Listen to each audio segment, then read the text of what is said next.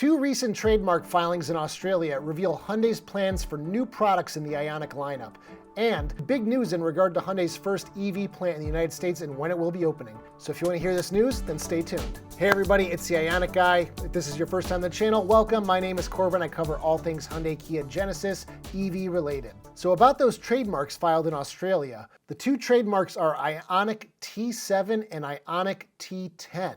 Now, what does that T stand for? Any guesses? I think the general consensus is that it stands for truck. So a small truck and a bigger truck. So it's still way too early to know any specific details, but we can speculate. So the T7 will likely be a smaller pickup truck, maybe similar in size to their Santa Cruz. I think whoever can be first to market with a small, affordable electric pickup truck is going to sell them like hotcakes. And then we can probably speculate that the T10 will be more of a full-size pickup truck, similar to the Ford F-150, the Chevy Silverado, the Ram 1500, the Toyota Tundra. And as we transition to EVs, we're going to need to fill every market. And there's a handful of EV pickup trucks for sale in the United States right now, but there's going to need to be more to fill that category. I'm most excited about that T7, the smaller pickup truck market.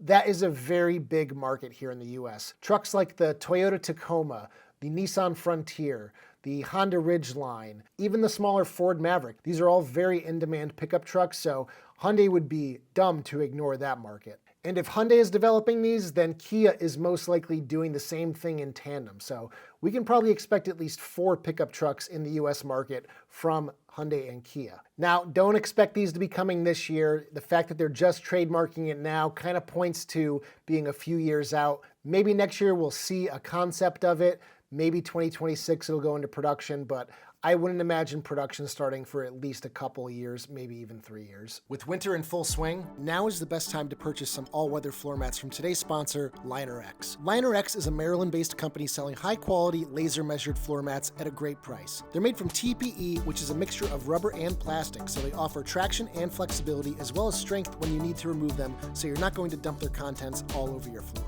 If you've ever owned floor mats from, say, WeatherTech, then you know those are made from a much harder material that tends to warp over time. Not with LinerX. They also feature a simple and classy looking pattern with a lip around the entire footwell so liquids won't spread around and get on your carpeting. I've been using their front and rear floor mats as well as trunk and rear seat liners for over a year now, and they've held up admirably. So these floor mats have gotten the Ioniq Guy seal of approval, and when anybody asks which floor mats to buy, I always recommend LinerX. Available on their website or Amazon through the links in the description. Now, what about Hyundai's first EV plant that's been under construction for the last year and a half in the United States? Well, it is far ahead of schedule, and they actually plan on opening it by October of this year. And that is excellent news because in order to qualify for the $7,500 tax credit, the vehicle as well as the battery pack have to be manufactured in the United States with US sourced materials. So Hyundai is really pushing forward. They broke ground on this factory sooner than they were first anticipating because of those new rules that were implemented by the Inflation Reduction Act in August of 2022. Hyundai's president of US operations, Jose Muniz, told Automotive News that Hyundai is pulling ahead because everybody knows how important it is. And Hyundai probably really desperately wants to get access to this $7,500 tax credit, basically because they've been giving every customer buying an Ioniq 5 or an Ioniq 6 that $7,500 as a discount when purchasing the car. So they're just flat out losing an extra $7,500 on every EV they sell. This is different from the lease loophole because Hyundai is leasing the vehicle to you, so them as the leaseholder,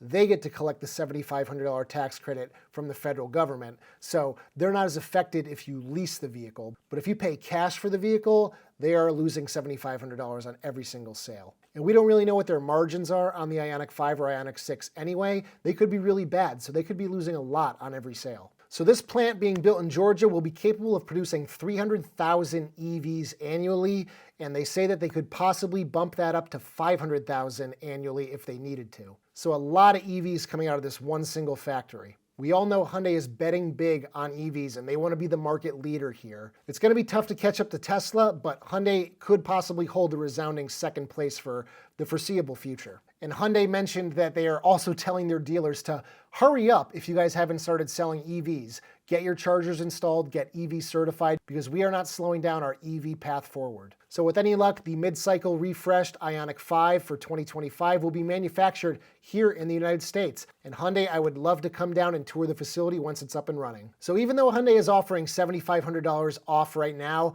once they gain access to that federal tax credit, don't expect them to keep that discount on top of the tax credit. So not a whole lot is going to change for you, the end customer. Hyundai is just going to be cutting their losses. But I could be wrong, especially with the Ioniq 5 being made in the United States. Maybe that means they can really lower the price of it. If they can get the Ioniq 5 starting back below $40,000 like when it first went on sale in the United States, that would be huge. Because once you start factoring the state incentives on top of the federal incentives, you can usually get at least $10,000 off any of these cars.